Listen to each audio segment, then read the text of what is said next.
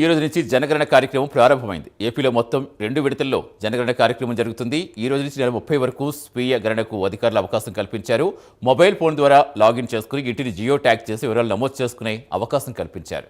ఇక మే 1 నుంచి 30 వరకు ఎన్యూమినేటర్ల క్షేత్రస్థాయిలో ఇళ్ల జాబితా, వస్తువుల గణనను అధికారులు చేపట్టనున్నారు. పూర్తి సమాచారం ఇచ్చేందుకు ఫీల్డ్లో మా కరెస్పాండెంట్ రవికృష్ణ జరుగుతున్నారు. రవికృష్ణ, జనగణన కార్యక్రమం స్టార్ట్ అయిందంటే ఏమన్నా సాంకేతికంగా ఏమైనా ఇబ్బందులు పెడుతుంది ఏంటి, ఏం చెప్తున్నారు? ఎవరన్నా కొంతమంది స్వీయ నియంత్రణ స్వీయంగా గణన చేసుకునే అవకాశం కల్పించారు. అది వర్కౌట్ అవుతుందో ఏం చెప్తున్నారు అక్కడ?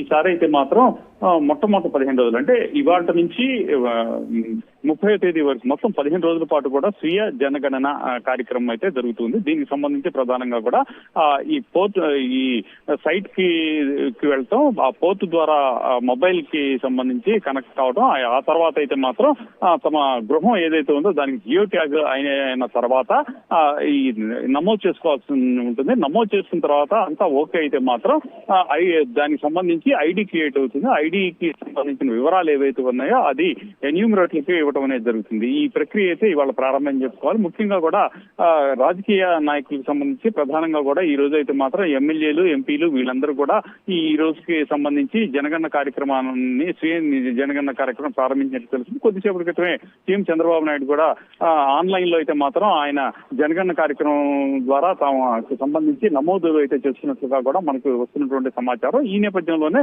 ప్రజెంట్ అయితే మాత్రం జనగణన కార్యక్రమం స్టార్ట్ అయింది. చాలా వేగవంతంగా కూడా జరుగుతుంది. ఎందుకంటే దరిదాపు మొత్తం మీద మనం అబ్జర్వ్ చేస్తే మాత్రం ప్రతి ఒక్కరికి కూడా టెక్నాలజీ మీద కొంత అవగాహన ఉన్నటువంటి నేపథ్యంలో ఈ స్వీయ జనగణన కార్యక్రమం ఏదైతే ఉందో దీనికి మంచి రెస్పాన్స్ వచ్చిందని ప్రభుత్వం అయితే భావిస్తున్నటువంటి పరిస్థితులు అయితే ఉన్నాయి. ఇట్లా 15 రోజుల పాటు వివిధ శాఖలకు సంబంధించినటువంటి ఉద్యోగులు కానివ్వండి, అదేవిధంగా కార్మికులు కానివ్వండి, ఈ విధంగా కూడా జనగణన కార్యక్రమం చేసుకుంటూ ఉంటారు. ఒకవేళ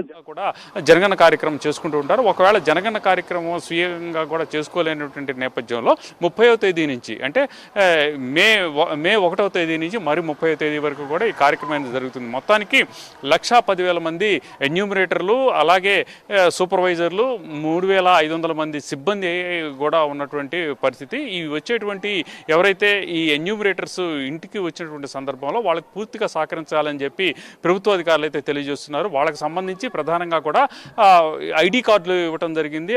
ధృవీకరణ పత్రాలు కూడా ఇచ్చిన పరిస్థితుల నేపథ్యంలో వాళ్ళు ఇంటికి వచ్చినప్పుడు మాత్రం బాధ్యతాయుతంగా కూడా పౌరులు కూడా ప్రవర్తించాల్సిన అవసరం ఉంటుంది. వాళ్ళు అడిగినటువంటి సమాచారం ఏదైతే ఉందో ఆ సమాచారాన్ని పూర్తి స్థాయిలో వాళ్ళకి అందజేసినట్లయితే మాత్రం దాన్ని ప్రభుత్వంకి, కేంద్ర ప్రభుత్వానికి కానీ రాష్ట్ర ప్రభుత్వానికి కానీ అప్డేట్ అవుతున్నటువంటి ఈ పరిస్థితుల నేపథ్యంలో పూర్తిగా కూడా జనగణన కార్యక్రమం కనుక సక్సెస్ కనుక అయినట్లయితే మాత్రం ప్రజలకు సంబంధించి సంక్షేమ పథకాలు ఇచ్చేటువంటి సందర్భంలో కానీ, అదేవిధంగా కూడా మరిన్ని అవకాశాలు వచ్చేటువంటి ఈ నేపథ్యం ఉన్నటువంటి పరిస్థితుల్లో మొత్తంగా కూడా జనగణన కార్యక్రమాన్ని పూర్తి స్థాయిలో విధ్వంసం చేయాలని చెప్పి కోరుకున్న పరిస్థితి అయితే కనపడుతుంది.